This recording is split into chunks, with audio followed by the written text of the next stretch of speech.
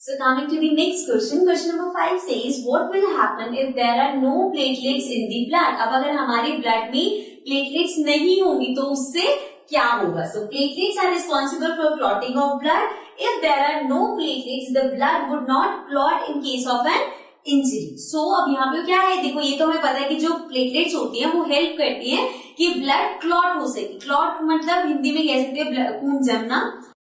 अगर आपकी कोई इंजरी हुई है, जैसे अगर आपका हल्का सा कट लगा है और अगर बॉडी खुद ही उस ब्लड को क्लॉट नहीं करती तो वो इंजरी जब तक आप फर्स्ट एड तक नहीं पहुंचते या हॉस्पिटल नहीं पहुंचते वहां से ब्लड फ्लो करता जाएगा. और इनकेस अगर आपको ज्यादा टाइम हो जाए आप ना पहुंच पा रहे हो, वो अंदर से अगर प्लेटलेट्स नहीं होगी तो ब्लड क्लॉट नहीं होगा. हमारी बॉडी का ब्लड बहुत ज्यादा लॉस होगा.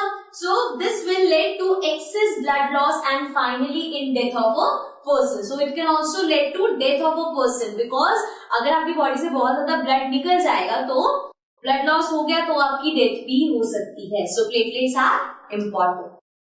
नेक्स्ट है what are stomata. Give two functions of stomata. Stomata क्या होता है भाई, ये हम पहले भी चैप्टर में पढ़ चुके हैं, इस चैप्टर में भी बहुत बार पढ़ चुके हैं.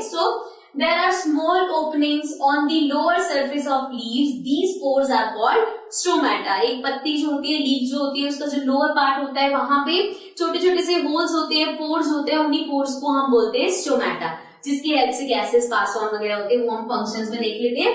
तो इसके फंक्शन से पहला है help in exchange of gases. अब ये स्टोमाटा हेल्प करता है गैसेस के एक्सचेंज में.